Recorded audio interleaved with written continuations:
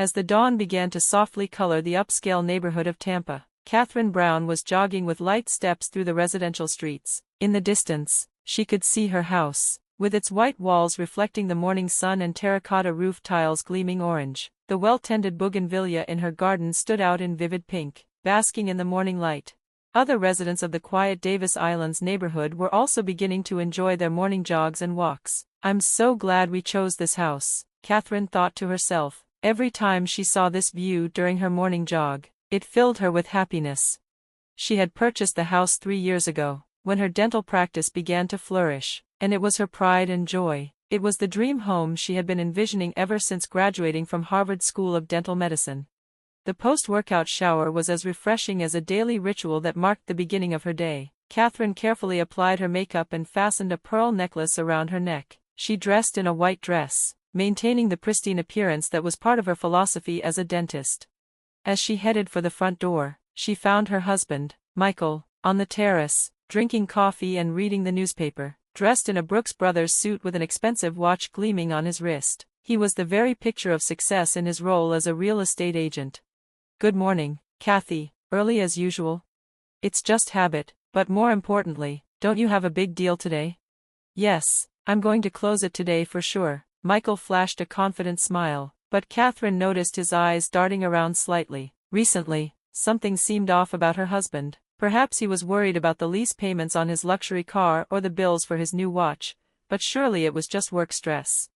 The treatment room at South Tampa Dental Care was a pristine space, equipped with the latest facilities. Her first patients of the day were an elderly couple coming in for their regular checkup. Katherine had earned her patients' trust through her careful explanations and gentle demeanor.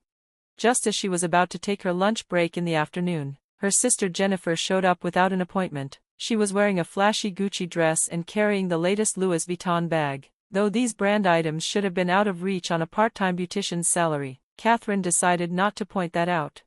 "Sis, I need to talk to you about something, again." Katherine let out a small sigh as she invited her sister into the examination room. These visits had been becoming more frequent lately. It was always about money. Their relationship had somehow changed from the old days when they used to talk over wine as sisters. "This time it's really important, just $50,000, I'll pay it back right away."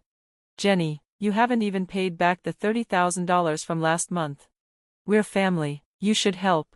Michael's voice came from the examination room door. Her husband had appeared without warning. There seemed to be a hint of desperation in his voice. That evening, Katherine was reviewing materials for a large Florida Dental Association conference. Though it would be her first 3-day business trip in a while, it was a good opportunity to learn about the latest techniques.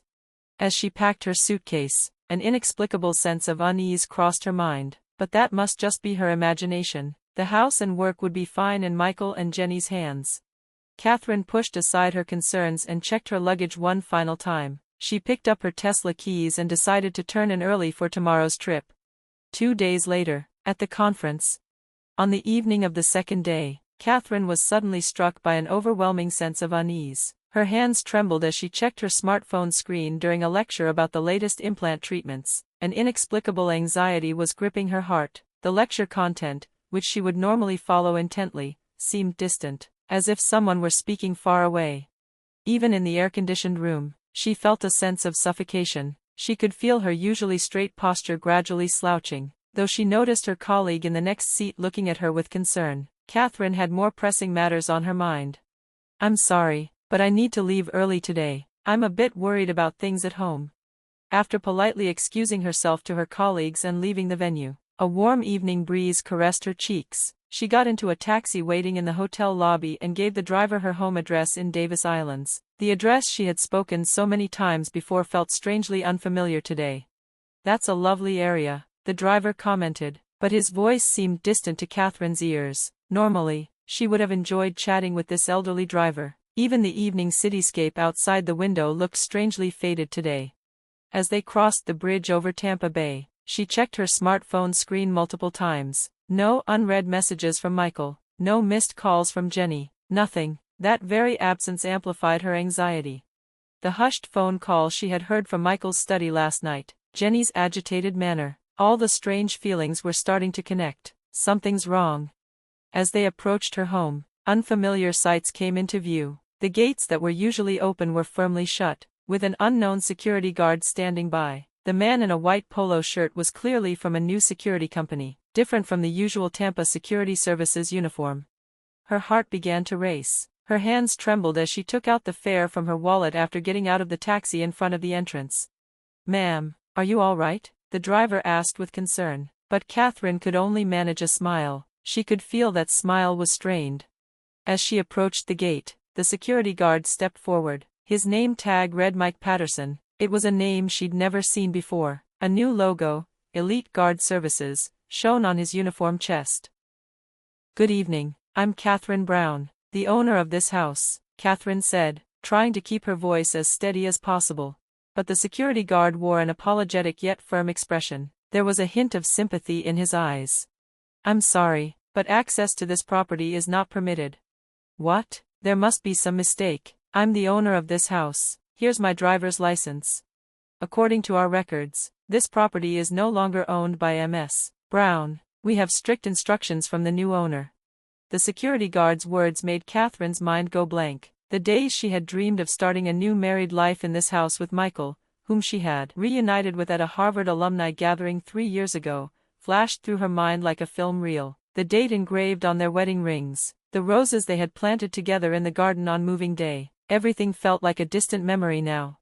Just then, her eyes caught the light leaking from inside the house. Through the large windows, she saw two familiar silhouettes, Michael and Jennifer. They were holding bottles of expensive champagne and raising their glasses. A gold bottle of Dom Perignon, the same one she had been planning to buy for her birthday.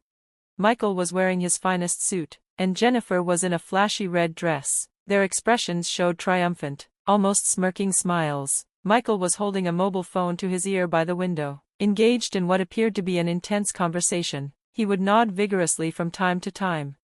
Jennifer glanced in Katherine's direction, flashed a malicious smile, then downed her champagne in one go. Her manner showed no concern for the weight of all the money she had borrowed from Katherine.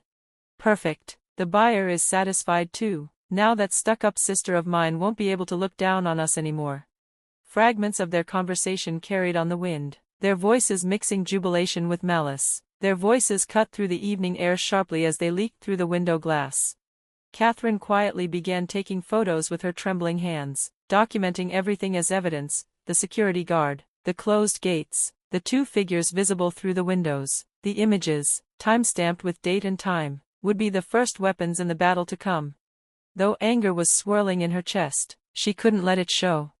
"I understand. Thank you for your work." Katherine bowed politely to the security guard and straightened her back as she returned to the taxi. Though the driver looked at her with confusion, Katherine spoke in a calm voice. The steadiness of her voice surprised even herself. "Please take me to the Vinoy Renaissance Hotel. I'd appreciate it if you could hurry." As the taxi pulled away, the image of her home in the rearview mirror gradually grew smaller. The evening sky was stained red, making the white walls appear as if they were covered in blood. Even the bougainvillea in the garden seemed to sway sadly now. The Brown family nameplate by the entrance glowed poignantly in the sunset. Katherine exhaled deeply and gripped her smartphone tightly. The screen showed the photos she had just taken, staring back at her mercilessly.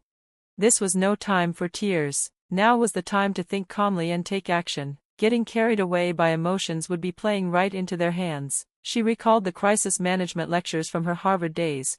The worst situations demanded the most level-headed decisions. Florida's humid air felt particularly heavy tonight. In the taxi, Katherine began organizing her next moves.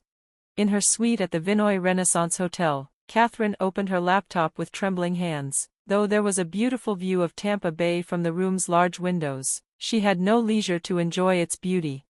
First, she logged into her online banking. She gasped at the numbers on the screen. Her savings of $2.5 million had been reduced to just $20,000. The transaction history showed unfamiliar, large transfers. The recipient was Tampa Luxury Properties LLC, undoubtedly a fund transfer disguised as a real estate transaction.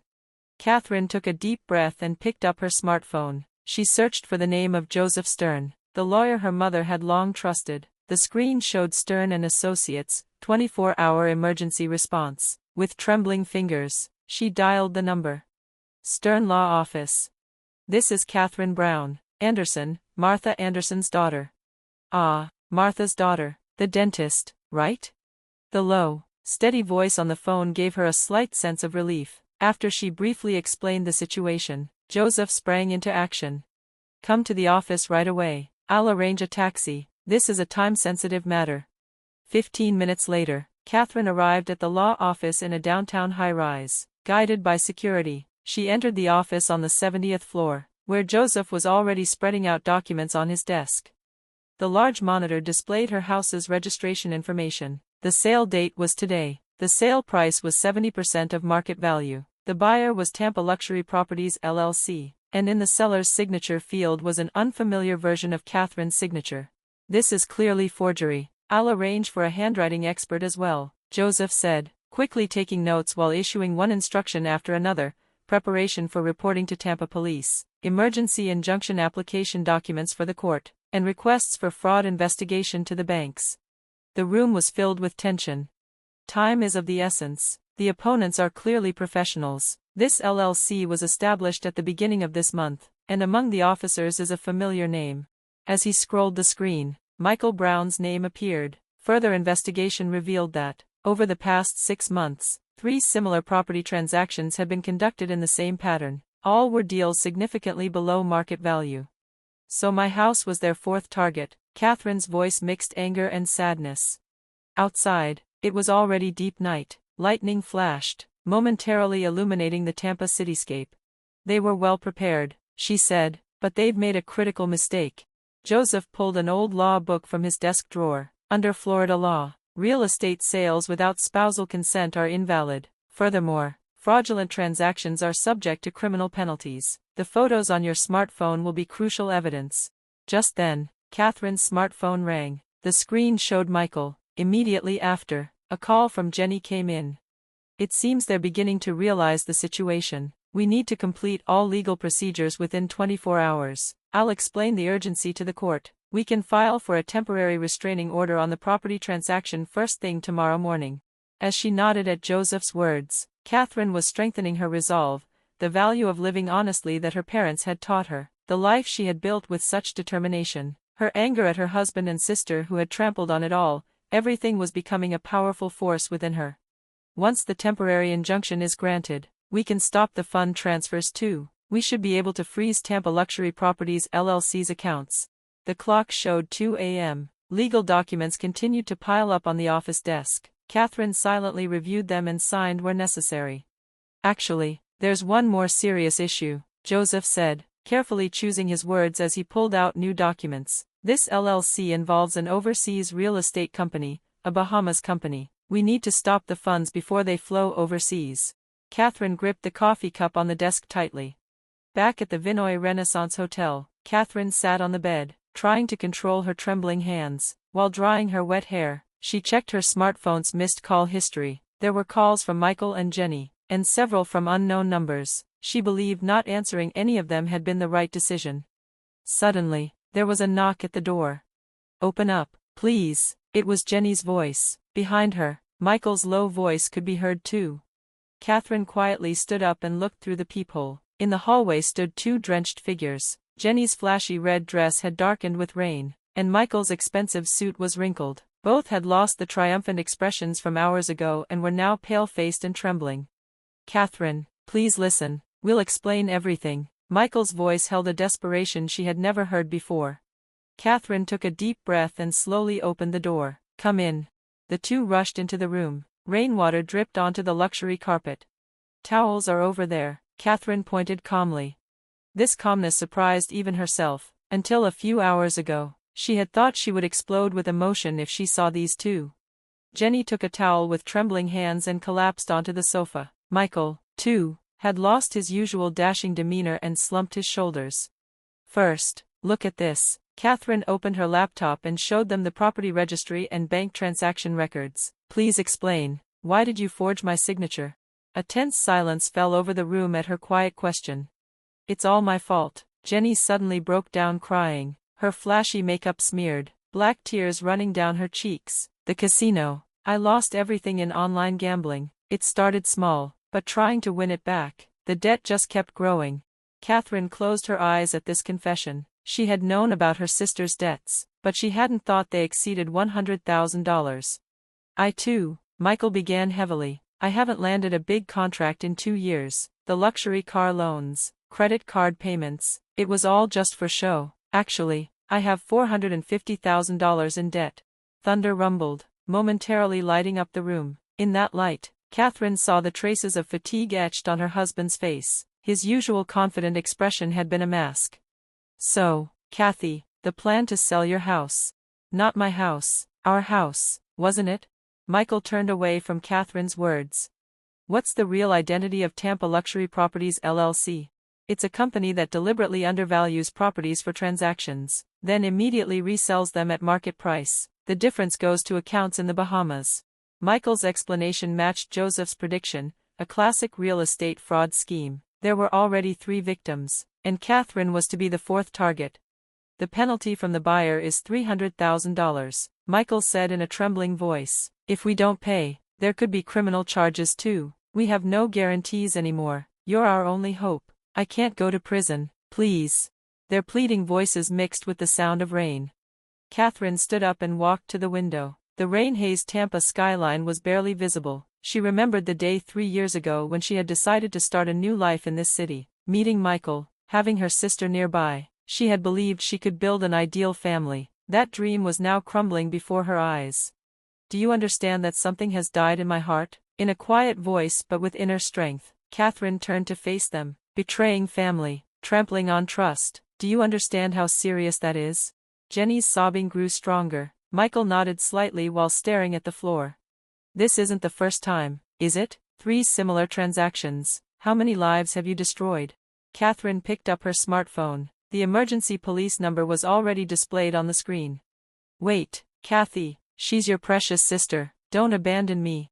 Their desperate voices no longer reached her heart. Never appear before me again. The sound of pressing the report button echoed through the room. At that moment, Michael stood up and tried to run toward the door. However, when he opened it, 2 police officers were already standing there. With a cold metallic sound, handcuffs were fastened. Katherine quietly watched as the 2 were led away by police. As their retreating figures disappeared down the hallway, memories of happier times overlapped. Michael's gentle smile at their wedding, childhood memories of playing with Jenny. Everything now felt like a distant dream. Left alone in the room, Katherine slowly sat down on the bed. Her smartphone rang again. This time it was from her parents. She would have to tell them the whole truth, but that could wait until morning. Right now, she needed this quietness to sort out her feelings. On the table, there was a half-finished glass of mineral water. A tear dropped into it.